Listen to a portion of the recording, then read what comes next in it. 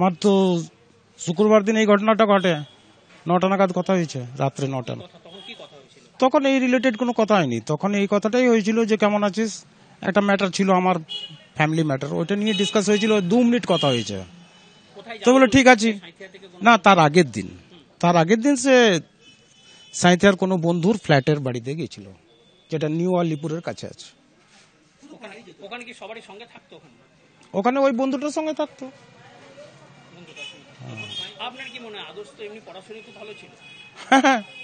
হ্যাঁ, ধর্মভীরু তো নিশ্চয়ই, ওর তো এতগুলো তীর্থ এই সময়ে করা হয়ে গেছে। আমরা তো ওকে মজা করে বলতাম যে করছিস কি রে, তুই তো পণ্ডিত হয়ে যাবি। আমরা তো কোনো আইডিয়াই নিতে পারছি না, কোনো আইডিয়া কোনোভাবেই আসছে না। কেন না ওই ছেলেটাকে কেউ মার্ডার করবে, মানে বা ওর সঙ্গে কারো এরকম শত্রুতা থাকতে পারে, এটা মানে বিয়ন্ড ইমাজিন।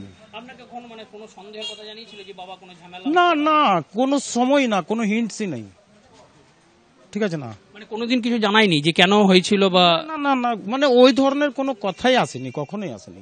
মানে আমারও মনে বা ফ্যামিলির ওর মায়েরও মনে বা জেঠুরও মনে কোনোদিন ওই ব্যাপারটা থাকেই না। পারিবারিক কোনো ঝামেলা ছিল না না না, সবারই প্রিয়। এত বড় জায়গায় কাজ করতো, এত বড় একটা চার্টার্ড অ্যাকাউন্টেন্ট ফার্ম, সেখানে সে কাজ করতো, হ্যাঁ, তারপরে এই ঘটনা ঘটলো, কি বলবে? এবারে যদি কিছু আইডিয়া খুব যদি জবরদস্তি করতেই হয়, তাহলে আমাকে এটা বলতে হয় যে অফিস ব্যাপারটা কিরকম ছিল ওর, ঠিক আছে না, অফিসের ব্যাপারটা কিরকম ছিল, এটা সম্পর্কে একটা সন্দেহ থেকেই যায়। কেননা রিসেন্টলি আমি শুনেছিলাম যে ওর প্রমোশন হচ্ছে আর ইনক্রিমেন্টও হচ্ছে, যেটা নাকি ওর কলিগরা পায়নি। এই যে ঘটনাটা ঘটেছে সেইটা এখনো পর্যন্ত তার পরিবারের কাছে পরিষ্কার নয় যে কেন ঘটেছে, এবং তারা বারবার জানাচ্ছেন যে আদর্শে কোনো ঝামেলাও ছিল না, সেইভাবে কারোর সঙ্গে কোনোদিন কোনো ঝামেলার কথাও শুনিনি।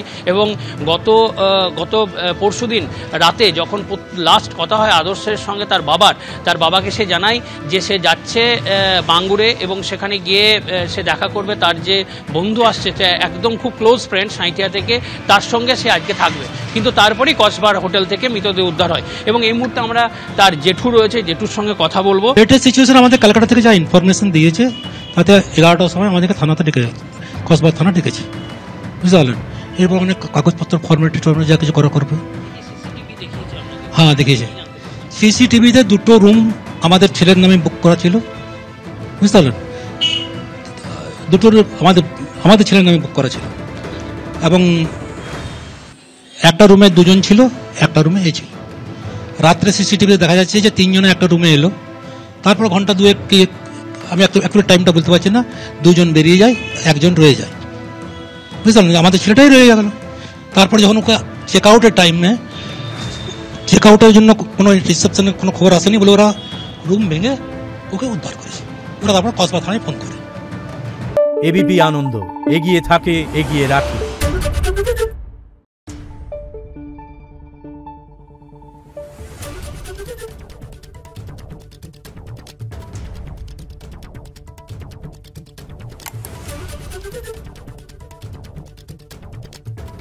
Thank you.